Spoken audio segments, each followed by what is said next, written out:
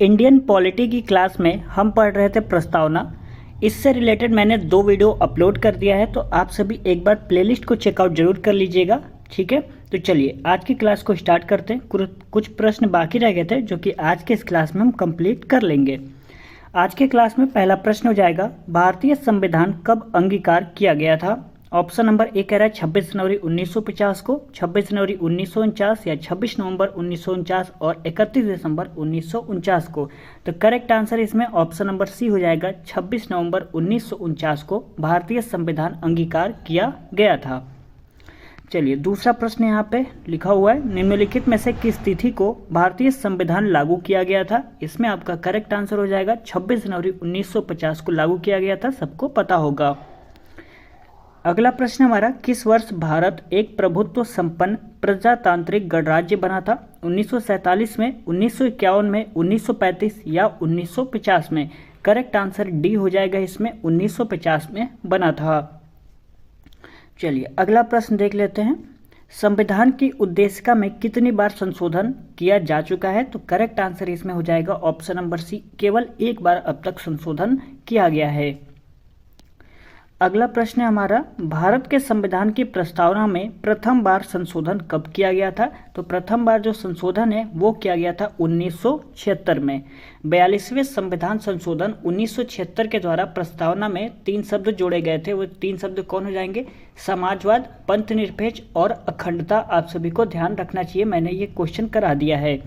तो चलिए आगे बढ़ते हैं, क्वेश्चन नंबर 47, संविधान की प्रस्तावना सभी भारतीय नागरिकों को निम्न में से कौन सा एक उपलब्ध कराने के लिए वादा नहीं करती है। सामाजिक न्याय, राजनीतिक न्याय, विचार की स्वतंत्रता या पूजा की समानता। करेक्ट आंसर यहाँ पे डी हो जाएगा, पूजा की समानता। अगला क्वेश्चन कह रहा है हमारा, 26 नवंबर 1949 को अंगीकृत भारतीय संविधान की प्रस्तावना में शब्द सम्मिलित नहीं है। पहला कह रहा है समाजवादी, दूसरा पंथनिरपेक्ष, तीसरा अखंडता और चौथा गणराज्य। यहाँ कूटों में सही उत्तर चुनना है। ऑप्शन नंबर ए कह रहा है 1, 2 और 3, ऑप्शन नंबर बी कह रहा है 2, 3, 4 और ऑप्शन नंबर सी कह रहा है 1, 2, 4 और डी कह रहा है 3 और 4।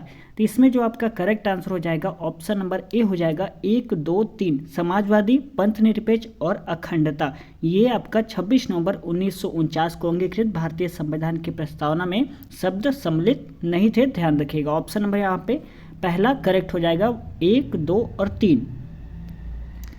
अगला प्रश्न देखते हैं, क्वेश्चन नंबर 49, भारतीय संविधान की उद्देशिका में परिवर्तन किस संशोधन अधिनियम में किए गए थे। इसमें आपका करेक्ट आंसर सी हो जाएगा, 42वां संशोधन अधिनियम 1976। क्वेश्चन नंबर 50 कह रहा है हमारा, संविधान की उद्देशिका के संबंध में निम्न स्थानों पर विचार करिए, दिए गए कूट की सहायता से बताइए कि इनमें से कौन सा सही है। पहला कह रहा है नेहरू द्वारा प्रस्तुत ऑब्जेक्टिव प्रस्ताव अंततोगत्वा उद्देशिका बना। दूसरा कह रहा है इसकी प्रकृति न्याय योग्य नहीं है, और सी कह रहा है इसका संशोधन नहीं किया जा सकता, और डी कह रहा है संविधान के विशिष्ट प्रावधानों को यह रद्द नहीं कर सकता। ऑप्शन नंबर ए में 1 और 2 दिया हुआ है, बी में 1, 2 और 4 और सी में कह रहा है ऑप्शन नंबर 1, 2 और 3 सही है, या डी में 2, 3 और 4।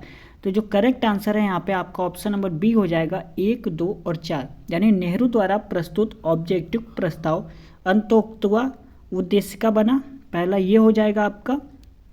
दूसरा, इसकी प्रकृति न्याय योग्य नहीं है और इसका संशोधन नहीं किया जा सकता, ये आपका करेक्ट हो जाएगा। ठीक है, ऑप्शन नंबर बी यहाँ पे आपका करेक्ट रहेगा।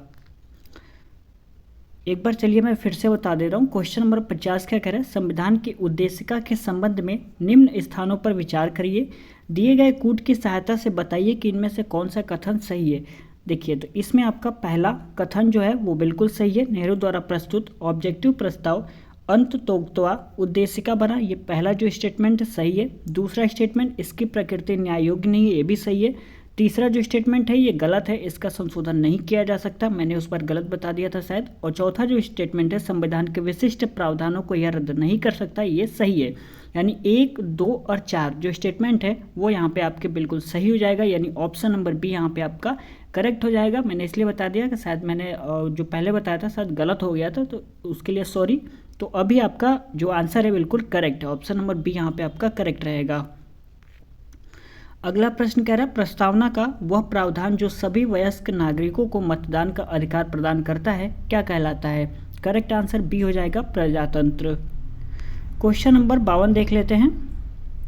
भारतीय संविधान के किस संशोधन द्वारा प्रस्तावना में दो शब्द समाजवादी और धर्मनिरपेक्ष जोड़े गए थे? ये मैंने कल के वीडियो में आपको बता दिया था, तो वो हो जाएगा ऑप्शन नंबर बी 42वें संविधान संशोधन 1976 द्वारा 3 शब्द जोड़े गए थे, समाजवादी, धर्मनिरपेक्ष यानी पंथ निरपेक्ष भी कह सकते हैं, ठीक है, और अखंडता।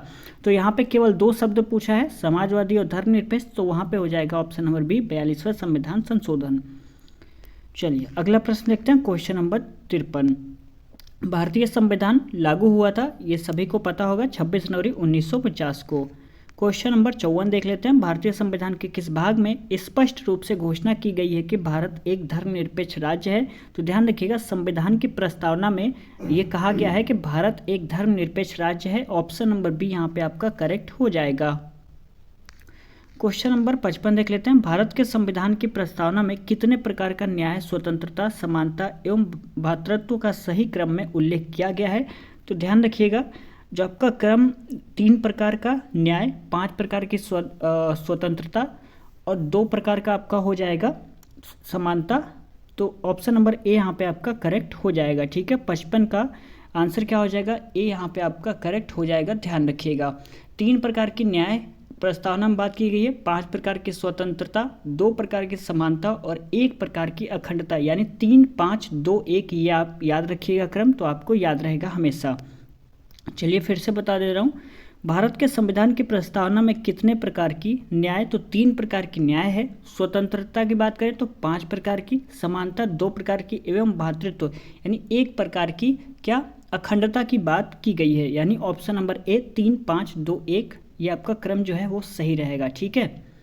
क्रम नहीं है, देखिए न्याय मैंने बताया 3 प्रकार की न्याय है। न्याय कौन कौन सी? तो मैं बताता हूँ, सामाजिक न्याय, आर्थिक न्याय और राजनीतिक न्याय, ये हो गया। 5 प्रकार की स्वतंत्रता की बात की गई है, तो हो जाएगा अभिव्यक्ति, विचार, विश्वास, धर्म और उपदेश। समानता यहाँ पे 2 हो जाएगा और भ्रातृत्व यानी अखंडता 1 हो जाएगा, तो ऑप्शन नंबर ए करेक्ट हो जाएगा।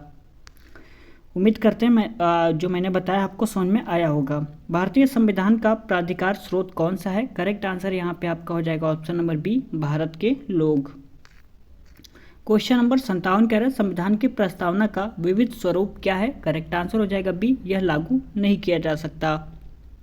क्वेश्चन नंबर अगला कह रहा है किसने भारतीय संविधान की प्रस्तावना उद्देशिका को भारतीय संविधान की राजनीतिक कुंडली के रूप में वर्णित किया है? करेक्ट आंसर यहाँ पे हो जाएगा option number C Kanhaiyalal Manikal Munshi हो जाएंगे, यानी के.एम. मुंशी ने भारतीय संविधान की राजनीतिक कुंडली के रूप में वर्णित किया हुआ है, ठीक है। यहाँ पे मैं आपको बता दूं प्रस्तावना को संविधान की आत्मा किसने कहा है? तो ध्यान रखिएगा ठाकुर भार्गव दास ने कहा है। और बात करें प्रस्तावना को संविधान की जन्म पत्रिका किसने कहा है? तो एन.के. पालकीवाला हो जाएंगे। और संविधान शरीर है और प्रस्तावना उसकी आत्मा है किसने कहा है? तो सुभाष कश्यप ने कहा है। ये जो स्टेटमेंट मैंने बताया उसको कहीं नोट डाउन कर लीजिए या आप सभी ध्यान रखिएगा। चलिए आगे बढ़ते हैं। क्वेश्चन नंबर 59 भारत के संविधान के संबंध में निम्नलिखित में से कौन सा कथन सही नहीं है? यहाँ पे पूछा जा रहा है। तो समाजवादी और पंथ निरपेक्ष शब्द प्रारंभ के संविधान में अंश नहीं थे। उद्देशिका में भारत के संविधान के उद्देश्यों का उल्लेख है और उद्देशिका न्यायालय में प्रवर्तनीय है और गणराज्य का संबंध जनता से है जो संविधान के अधीन सभी प्राधिकार का स्रोत है। करेक्ट आंसर इसमें ऑप्शन नंबर सी हो जाएगा, उद्देशिका न्यायालय में प्रवर्तनीय है, ये आपका करेक्ट आंसर हो जाएगा। अगला प्रश्न हमारा संविधान की प्रस्तावना में भारत को क्या कहा गया है? तो करेक्ट आंसर यहाँ पे डी हो जाएगा, प्रभुता संपन्न समाजवादी धर्मनिरपेक्ष लोकतांत्रिक गणराज्य कहा गया है संविधान की प्रस्तावना में भारत को। तो यह जो टॉपिक है अब कंप्लीट हो गया है, ठीक है। तो वीडियो यदि आपको पसंद आया होगा तो प्लीज़ वीडियो को लाइक ज़रूर कर दीजिएगा। अपने दोस्तों में इस वीडियो को शेयर कर सकते हैं। यदि आपका दिल करे तो एक प्यारा सा कमेंट जरूर करिएगा कि आपको वीडियो कैसा लगा। चैनल को सब्सक्राइब जरूर कर लीजिएगा ऐसे वीडियोस पाने के लिए। तो मिलते हैं अगले क्लास में, तब तक के लिए बहुत बहुत धन्यवाद।